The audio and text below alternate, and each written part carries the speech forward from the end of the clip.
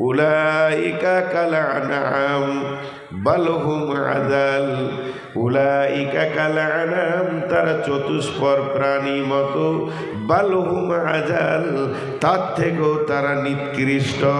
মানুষ শূকর কুত্তার থেকেও নিকৃষ্ট কেন?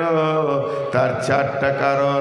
এক নম্বরের কারণ হচ্ছে সারা পৃথিবীর যত প্রাণী আছে এক আল্লাহর হুকুমে চলে, অন্য কারো আইন মানে না। মানুষ তৃণমূল করে, কংগ্রেস করে, আর কি করে, সিপিএম করে, আর কি করে, আর কি করে, এরা আল্লাহর দেওয়া বিধানকে মেনে নেয়নি। নাম্বার দুই, সারা পৃথিবীর যত প্রাণী আছে এক আল্লাহকে ছাড়া কাউকে সাজদা করে না। হতভাগা মানুষ ই মাজারের পূজা করে, গাছের পূজা করে, মূর্তি পূজা করে, পাথরের পূজা করে, ইটের পূজা করে, অথচ কুত্তা ইট দেখলে পেচ্ছাপ করে, আর কুত্তা পাথর দেখলে পেচ্ছাপ করে, আর মানুষ পাথরকে সাজদা করে। এরা কত নোংরা। নাম্বার তিন, সারা পৃথিবীর যত প্রাণী আছে তাদেরকে যার যেটা খাবার আল্লাহ বরাদ্দ করে দিয়েছেন তার উপরেই তারা নিজের জীবনকে চালায়।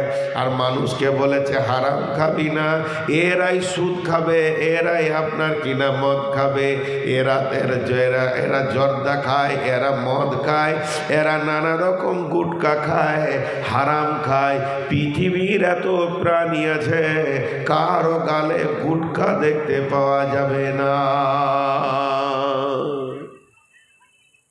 ইঁদুর বাঁদর কেউ গুটকা খায় না, মানুষই খায়। এরা এত নোংরা। নাম্বার চার, পৃথিবীতে যত প্রাণী আছে তারা তাদের মালিকের দরজা টানে। যে যার ঘরে থাকে কুত্তা, বিড়াল, শূকর, আবার কিনা গরু, ছাগল, ভেড়া, মোষ, নিজের মালিকের দরজাকে ভালো করে চেনে।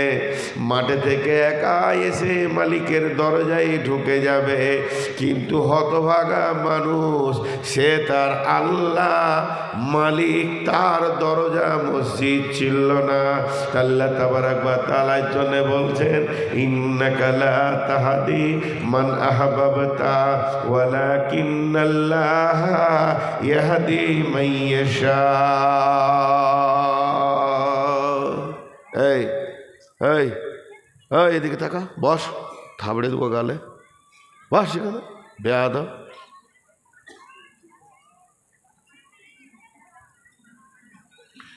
হেদায়াত এমন একটা জিনিস, এটা আল্লাহর কাছে ছাড়া কারো কাছে নেই। রসুলের নিজের চাচা হেদায়েত পেল না, আর হেদায়েত পেল কে? হিন্দা। হিন্দাকে চিনেন? হিন্দার নাম শুনেছেন এর আগে? কথা বলেন। এই যারা মাদ্রাসায় পড়েছে এরা জানবে, যারা সাধারণ হিন্দাকে চিনেন আপনারা? জি, হিন্দা হলো ইমাম মাবিয়ার মা, এজিদের দাদি। হিন্দা হচ্ছে আবু সুফিয়ানের বিবি। এই মালটা, এই মেয়েটি কত বড় কাজ করেছিল জানেন? ওর বাড়িতে একটা গোলাম ছিল, ওয়েসি, হাবশি গোলাম। সেই গোলামকে বলছে তোকে প্রাইজ দিব যদি আমির হামজার কলিজাটা আমার হাতে দিতে পারিস। আমির হামজার ওপরে এত টার্গেট কেন? আমির হামজা ছিলেন মুসলিমদের মধ্যে একটা বড় বীর যোদ্ধা। বদরের যুদ্ধে হিন্দার বাপ, হিন্দার ভাই, এই বেঈমানগুলো আমির হামজার হাতে পৃথিবী ছেড়েছে, জাহান্নামে গেছে। ওর কলিজায় আর সহ্য হচ্ছে না। বাড়ির গোলামটাকে বলছে যেদিন ওই আমির হামজার কলিজা এনে আমার হাতে দিবি সেদিন তোকে একদম গোলামিত্ব থেকে বের করে দিয়ে আজাদ করে দিব, তোকে একদম বেকসুর খালাস করে দিব, যেদিকে ইচ্ছা তুই দৌড়বি। দেখছি এত সুযোগ ছাড়া যায়। এক বছর যেতে না যেতেই কমপ্লিট 1 বছর হয়নি, তার আগে উহুদের ডঙ্কা বেজে উঠল। ওয়াইসি দেখল বিরাট সুযোগ, আমির হামজাকে কি করে কাবুতে আনা যায়। ওয়াইসি বলছে সবসময় আমি খেজুর গাছের আড়ালে মরুভূমির প্রান্তে শুধু তাক করে আছি, কখন আমি আমির হামজাকে পাবো। যখনই আমি যুদ্ধের মহড়া দিতে গিয়ে দেখলাম আমির হামজা সৈন্যদের ভিতর থেকে বাইরে একা কোনো জায়গায় টহল দিচ্ছে, ওই অবস্থায় আমি আমার বর্ষাটাকে মেরে দিলাম। আমির হামজার বুকে গিয়ে বর্ষাটা পড়ল। এত বড় বীর যোদ্ধা অকাতরে মাটিতে পড়ে গেল। আমি দেখলাম সুযোগটা হাতছাড়া করলে হবে না। এমন সময় ভুজালি দিয়ে চাকু দিয়ে এটাকে ফড়ফড় করে ফেলে দিয়ে আমির হামজার কলিজাটাকে কেটে নিয়ে গিয়ে আমি হিন্দার হাতে দিলাম। মেয়েটা কত ডেঞ্জারাস, মেয়েটা কত ভয়ানক। সে ওই কলিজাটা চাবালো, কলিজাকে থুতু দিয়ে ফেললো। শুধু তাই নয়, কেউ বলে ওর মাথাটাও দেওয়া হয়েছিল, মাথাতে লাথি মেরেছে। শুধু এই পর্যন্ত নয়, কালিজাগুলোকে টুকরো টুকরো করে মালা করে গলায় নিয়েছে। এত বড় ডেঞ্জারাস মেয়ে, যার নাম হলো হিন্দা।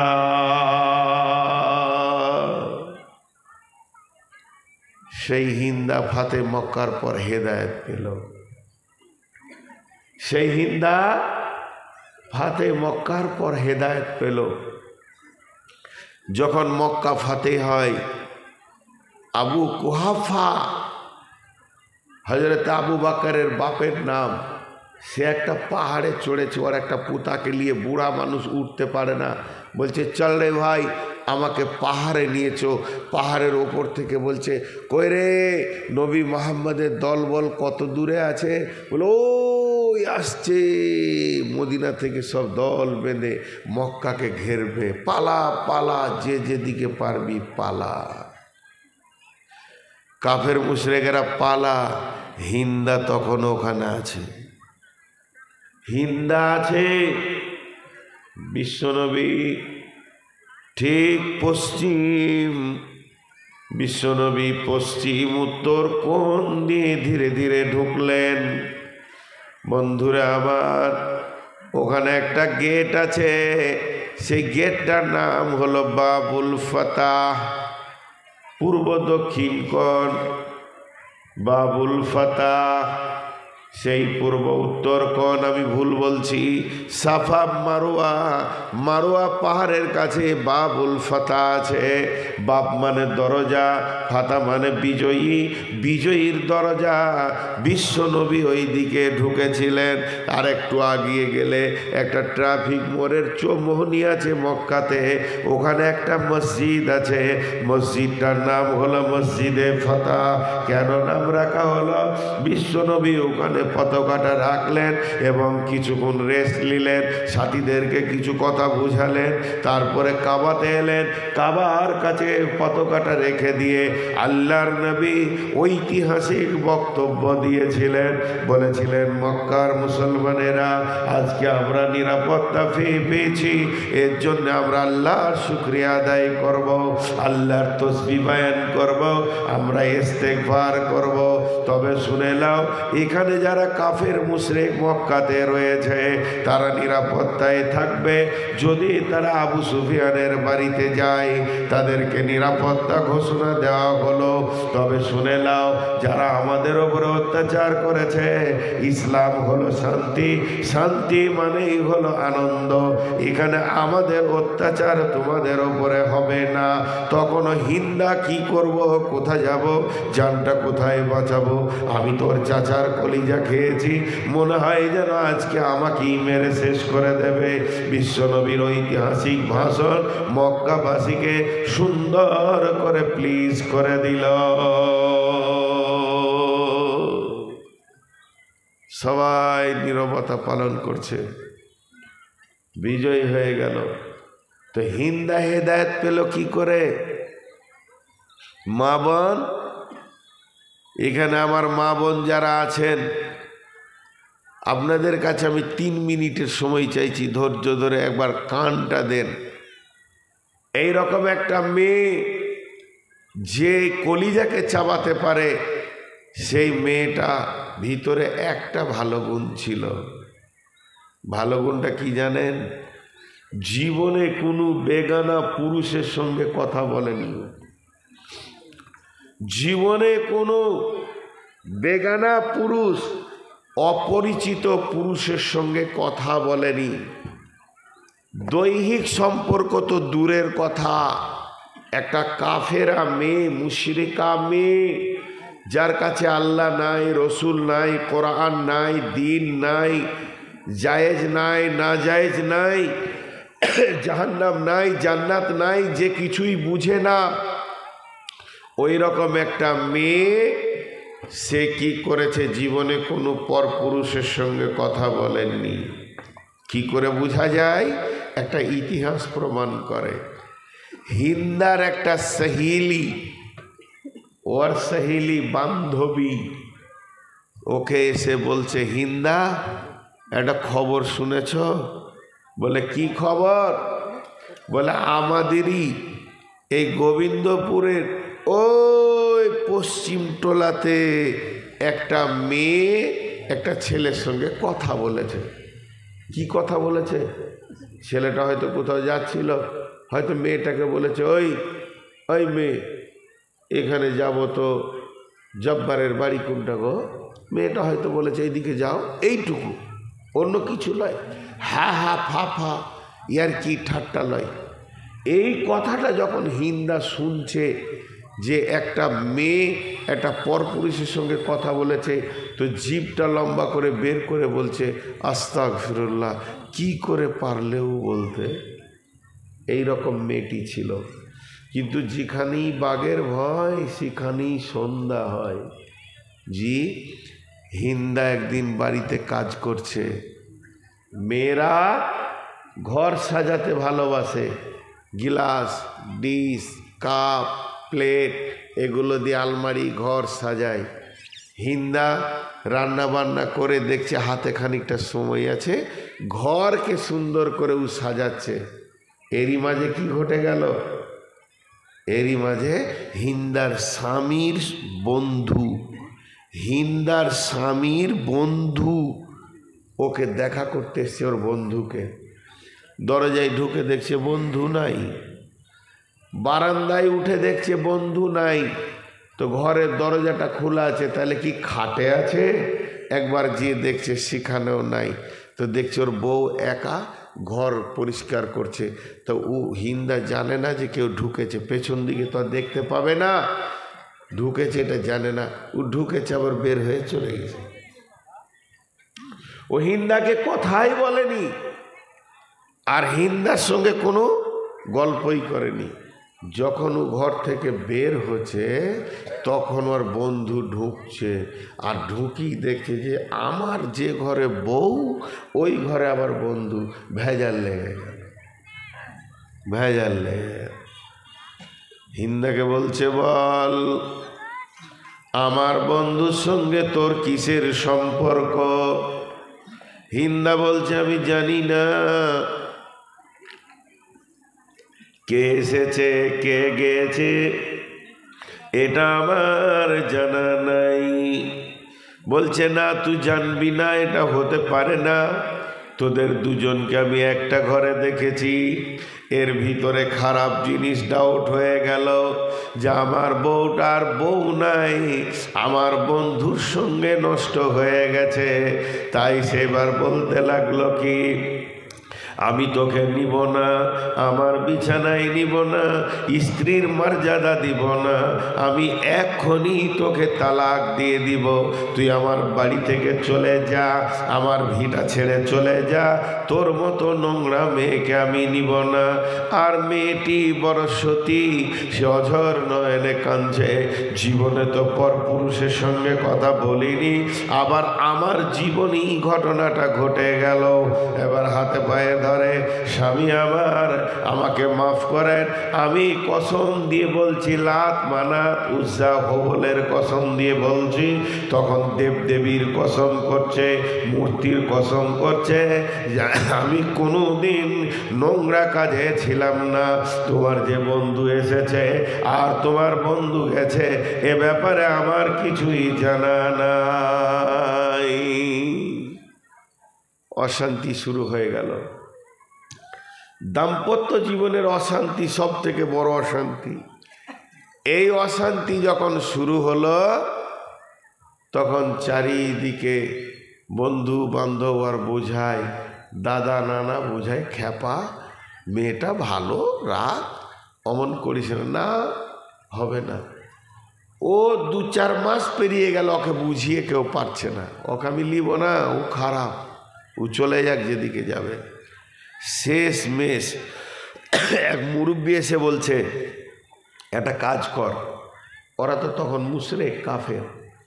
একটা কাজ কর, একটা কাহেনের কাছে যা, জাদুকর হাত চালাই, ওই কাহেনের কাছে যা, মক্কা থেকে বের হয়ে চলে যাবি দিকে, এই এতটা রাস্তা যাওয়ার পর ঠিক এরকম ঘুরে একটা মোটামুটি পাহাড়ের ধারে একটা বস্তি আছে, ওখানে এক জাদুকর আছে, চলে যা। চলে গেল দুইজনে স্বামী স্ত্রীতে। দিয়ে বলে, শোন, জাদুকর যদি হাত চালিয়ে ঠিক দেখে আর যদি বলে দেয় যে তোর স্ত্রীটা ভালো, তোকে কিন্তু বউ নিতে হবে। বলছে, ও বললে নিয়ে নিব। এবার সমস্যার সমাধান হয়ে গেল। চলে গেল জাদুকরের কাছে। জাদুকর জিজ্ঞেস করছে, কি ব্যাপার, তোমাদের কি হয়েছে, কোন বিষয় নিয়ে এসেছো? তখন হিন্দা আর ওর স্বামী সব ঘটনাটা খুলে বলল, এরকম। বসো বসো। দিয়ে হাত চালাতে শুরু করলো, বিন বিন বিন বিন করে ও আপনার মন্ত্র পরে আর হাত চালায়। বেশ কিছুক্ষণ জাদু মন্ত্র চালিয়ে শেষকালে এবার রিপোর্ট দিচ্ছে। মানে রিপোর্টটা কি দিচ্ছে? হে হিন্দার স্বামী, তুমি নিশ্চিত থাকো, তোমার বিবি তোমার বন্ধুর সঙ্গে কোনো খারাপ কাজে মিশেনি। তোমার বিবি সতী আছে, তুমি ছাড়া পৃথিবীর কোনো পুরুষ তাকে দেখেনি। একটা সমাধান মরল। হিন্দাও হাসছে, হিন্দার স্বামীও হাসছে, তাদের ভিতরে আনন্দ শুরু হলো। দাম্পত্য জীবন আবার ফিরে পেলাম। কিন্তু জাদুকর আর একটা কথা বলে দিয়ে আরো বেশি জটিল করে দিল।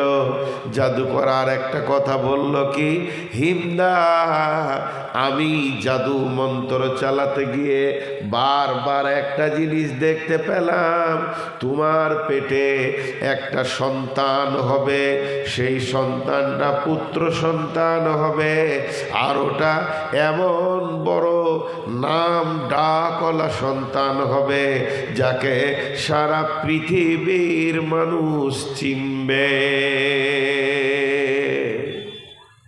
যাকে সারা পৃথিবীর মানুষ চিনবে। হিন্দা এমনি করে তাকিয়ে থেকে গেল। যে পেটের এক্সরে করতে গিয়েছেন, যে অ্যাপেন্ডিসাইটটা কেমন আছে দেখি তো, হাড়ের টিউমারটা দেখা গেল। এবার হিন্দা বলতে শুরু করলো, তোর ভাত খাবো না। উল্টা শুরু হলো। এতক্ষণ নদী ভাটিতে যাচ্ছিল, এবার উজান। ওর স্বামী বলছে, রাগ করলে নাকি, তোমাকে এরকম সন্দেহ করছি তো, মাফ করে দাও, তুমি আর কিছু মনে করিও না। বলছে, তুমি হাজার মাথা ঠুকলো, তোমার ভাত খাবো না, তুমি অন্য বউ দেখে লাগা, আর ভাত খাবো না। এই যে জিদ ধরে নিল, আর হিন্দাকে কেউ বোঝাতে পারে না। শেষকালে ওর স্বামী বলছে, তোমার এত জিদ কেন? উত্তর দিচ্ছে, আপনার সঙ্গে দীর্ঘদিন সংসার করলাম, আমি তোমাকে বুঝে নিয়েছি তুমি একটা কাপুরুষ, আর কাপুরুষের বিচে কোনোদিন সুপুরুষ বীর যোদ্ধা হতে পারে না। আমার পেটে যদি একটা বীর যোদ্ধা সুপুরুষ নিতে হয়, তার বাপটাকেও সুপুরুষ হতে হবে। হিন্দা করল কি, হিন্দা সঙ্গে সঙ্গে তার স্বামীকে ছেড়ে দিয়ে তারপরে সে আবু সুফিয়ানকে বিয়ে করলো। সে আবু সুফিয়ানটাকে রসুলের আপন চাচাকে বিয়ে করলো। যে হিন্দা রসুলের চাচি হয়ে গেল। শুধু এই পর্যন্ত নয়, সে আবু সুফিয়ানের ঔরসে হিন্দার গর্ভে যে সন্তানটা জন্ম নিল তারই নাম হচ্ছে ইমাম মাবিয়া। ইমাম মাবিয়াকে চেনে না এমন কোনো মুসলমান নাই। অতএব সেই হিন্দা রসুলের চাচার কলিজা চাবালো, আর একটা চাচার সঙ্গে বিয়ে হলো। আল্লাহ বলছে একবার তাকিয়ে দেখ, ইন্নাকা লা তাহদি মান আহবাবতা ওয়ালাকিন্নাল্লাহা ইয়াহদি মান ইয়াশা। আমি যাকে ইচ্ছা করি হেদায়েত দিই। নবী হে, তোমার ইচ্ছাতে হেদায়েত হবে না। হেদায়েত একটা এমন জিনিস। চলেন এখন আমি যে আয়াত আপনাদের সামনে পড়েছি, আল্লাহ এবার আমাদেরকে হেদায়েতের রাস্তা বলছেন। 10টা কথা এখানে বলছেন, একটু খেয়াল করবেন, আমার হাতের দিকে তাকান। বিসমিল্লাহির রহমানির রহিম। কুল তাআলাউ আতুলু মা হাররামা রাব্বুকুম আলাইকুম আল্লা তুশরিকু বিহি শাইয়্যা ওয়া বিল ওয়ালিদাইনি ইহসানা ওয়া লা তাকতুলু আওলাদাকুম মিন ইমলাকিন নাহনু নারযুকুকুম ওয়া ইয়্যাহুম ওয়া লা তাকরাবুল ফাওয়াহিশা মা জাহারা মিনহা ওয়া মা বাতান ওয়া লা তাকতুলু নাফসাল্লাতী হারামাল্লাহু ইল্লা বিল হাক্কি যালিকুম ওয়াসাকুম বিহি লাআল্লাকুম তাকিলুন ওয়া লা তাকরাবু মালাল ইয়াতীমি ইল্লা বিল্লাতী হিয়া আহসান হাত্তা ইয়াবলুগা শুদ্দাহু ওয়া আউফুল কাইলা ওয়াল মিজানা লা নুকাল্লিফু নাফসান ইল্লা উসআহা ওয়া ইযা কুলতুম ফা'দিলু ওয়ালাউ কানা যা কুরবা ওয়া বিআহদিল্লাহি আউফু যালিকুম ওয়াসাকুম বিহি লাআল্লাকুম তাযাক্কারুন।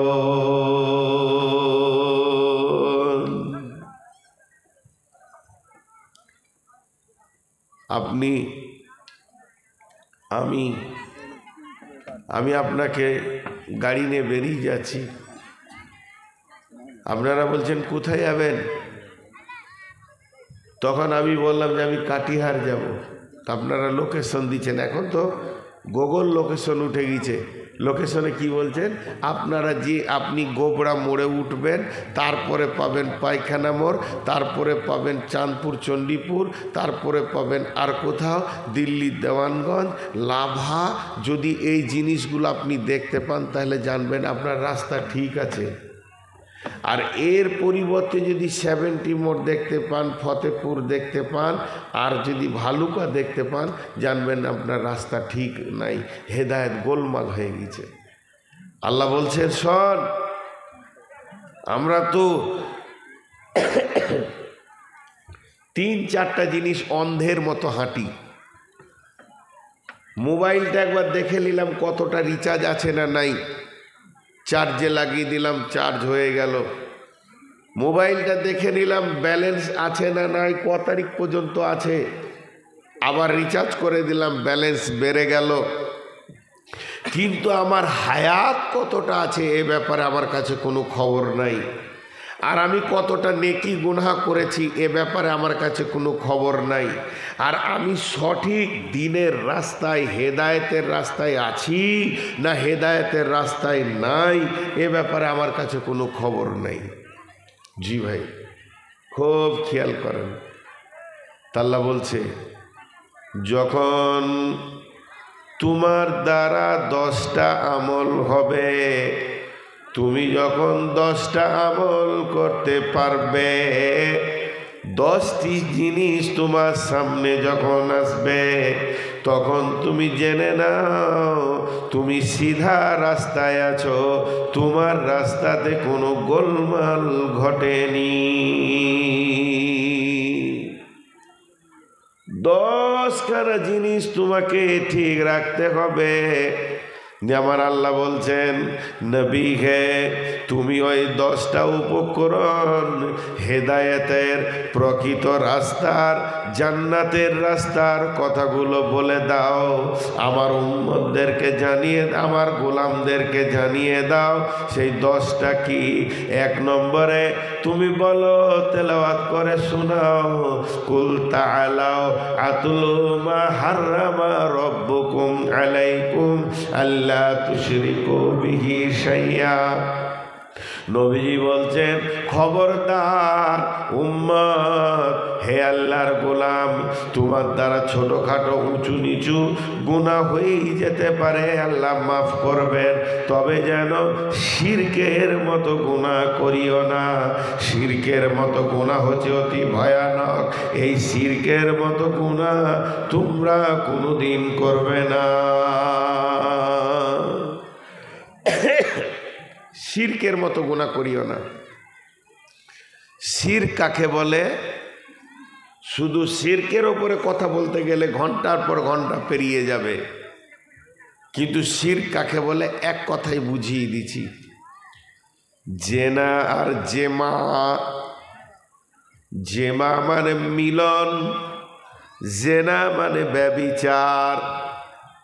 ব্যভিচার আর মিলন একই জিনিস, কাজ এক, প্রসেস এক, স্বাদ এক, আনন্দ এক। একটা মেয়ে হালাল যেটা বউ, আর একটা মেয়ে হারাম যেটা আপনার বিয়ে করা বউ নয়। দুটি জিনিস একই, স্বাদ একই, সব কিছু একই। একটা মেয়ের কাছে গেলে নেকি পাওয়া যাবে, আর একটা মেয়ের কাছে গেলে গুনাহ হবে। তেমনি শিরক আর ইবাদত একই জিনিস, চাওয়া, ভরসা করা, তার কাছে ভয় করা, তাকে সাজদা করা। যখনই এটা আমরা আল্লাহকে করব তো ইবাদত হয়ে যাবে। আর আল্লাহ বাদ দিয়ে গায়রুল্লাহকে যখন করব, আল্লাহর সঙ্গে অন্য কাউকে ভরসা করব, পীর পয়গম্বর গাউস কুতুব আবদাল ওলি আউলিয়া কবর মাজার মূর্তি, তখনই সেটা শিরক হয়ে যাবে। আর আল্লাহ তাবারাক ওয়া তাআলা বলছেন, ইন্নাহু মাইয়ুশরিক বিল্লাহি ফাকাদ হারামাল্লাহু আলাইহিল জান্নাতা ওয়া মাওয়াহুন নার ওয়া মাওয়াহুম জাহান্নাম। আল্লাহ তাবারাক ওয়া তাআলা বলছেন, শিরক এমন একটা গুনাহ, যে শিরকের মতো গুনাহ করবে তার ঠিকানা হবে জাহান্নামে, আর চিরদিনের জন্য তার কাছে জান্নাত হারাম হয়ে যাবে। তাই আমার আল্লাহ বললেন, নবী হে আমার গোলামদেরকে বলে দাও, 1 নম্বরে যারা শিরক না করে, নাম্বার 2 ওয়াবিল ওয়ালিদাইনি ইহসানা, মা বাপের সঙ্গে ভালো ব্যবহার করবে।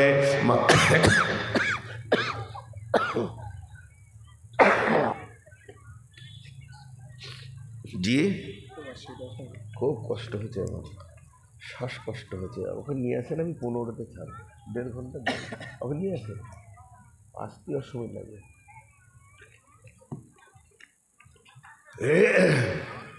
আপনাদের বিরক্ত লাগছে নাকি? স্বাভাবিক বিরক্ত লাগা, বক্তা অসুস্থ হলে এটা হয়। ভাই আমিও মানুষের ভিতরে, আমারও সুখ দুঃখ অসুখ বালাই সবই হয়। জি কালকে আফসোস করে বললাম, ওনারা আমাকে খুব তাড়াতাড়ি ছেড়ে দিলেন। বলে আপনার যতক্ষণ মন যায় কিচ্ছু বলবো না, আপনি এসেছেন, আমাদের শুকরিয়া আলহামদুলিল্লাহ, খুব ভালো ব্যবহার করেছেন।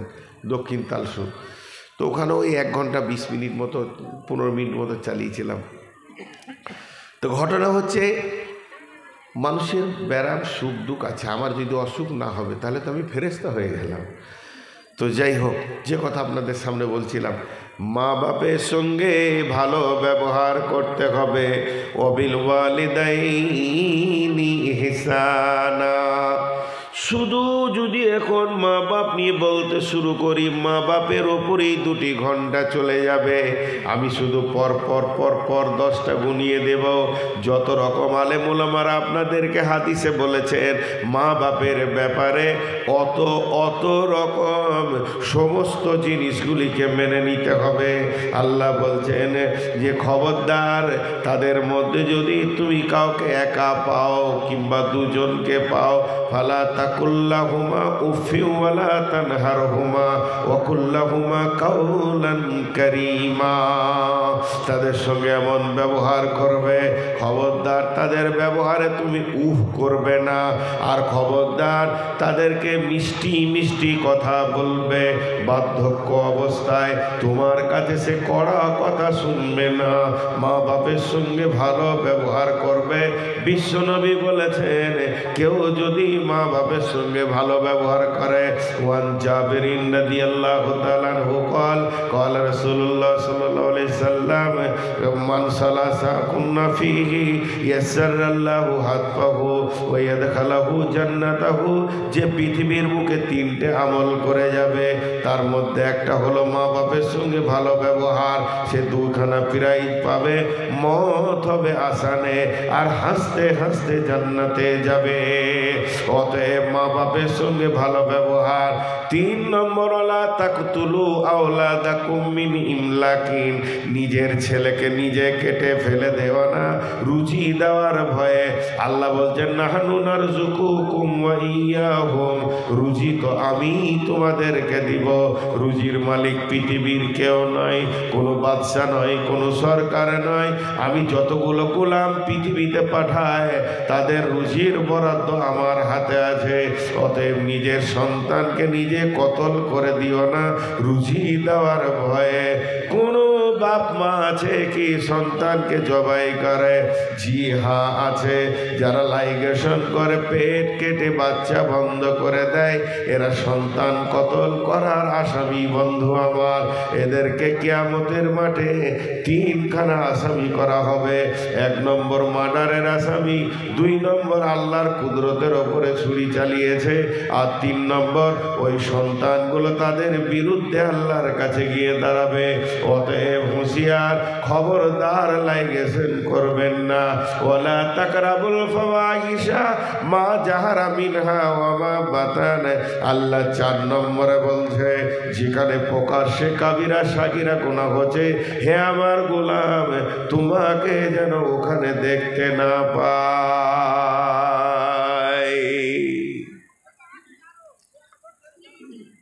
প্রকাশ্যে কাবিরা গুনাহ। এরা এসে দাঁড়িয়ে গেল কেন? এই বসতে হবে, বুঝিস না? বস। আমাকে শেষকালে দেখা করবি তো তোর বাপের নামটা লিব।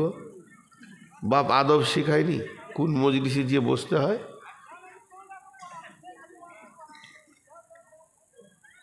তো কি বললাম আমি, খেয়াল করেন, এখানে একটা মজার কথা রয়েছে যে সন্তান কতল করা কাবিরা গুনাহ। আপনাদের এই প্রত্যন্ত এলাকায় মনে হয় লাইগেশন করে না মেয়েরা। যদি লাইগেশন করে, যে মেয়েটা করবে তার স্বামী, তার গার্জেন, যার অসহায় করবে, যে ডাক্তার করবে, যে এনজিও থেকে হবে, সকলেই কিন্তু আসামি। 4 নম্বরে আল্লাহ বলছেন ওয়ালা তাকরাবুল ফাওয়াহিশা। যে জায়গায় তুমি দেখছো কাবিরা গুনাহ হচ্ছে, ওই চায়ের দোকানের পাশে তাস চলছে, লুডু চলছে, দাবা চলছে, ক্যারম চলছে, ওখানে সুদের হিসাব চলছে, ওইখানে মদ চলছে, ওই জায়গায় মুমিন তুমি যাবে না। তাহলে তোমার রাস্তা পদস্খলন ঘটে যাবে, তুমি জান্নাতে পৌঁছাতে পারবে না। যেখানে প্রকাশ্য এবং গোপনে কাবিরা গুনাহ চলে, ওই জায়গায় মুমিন কোনোদিন দাঁড়াবে না। আমি একজন বড় আলিমকে জিজ্ঞেস করেছিলাম, এখানে মাঝে 2 মিনিট কথা বলে নি, 2 মিনিট কথা বলে নি, প্রসঙ্গের বাইরে, নাহলে ভুলে যাব। আমি মাদ্রাসায় তথাকথিত ফারেক হয়েছি ইসলামপুর থেকে, এই ধুলিয়ানের কাছে ইসলামপুর। আমার ইলমিয়াতের ক্ষমতা হচ্ছে আমি বিসমিল্লাহটা তারকিব করতে পারবো না, যারা আলিম তারা বুঝছে। কিন্তু আমি বহু বই, বাংলা, দর্শন, ফিলোজফি পড়াশোনা করি নিজে নিজেই।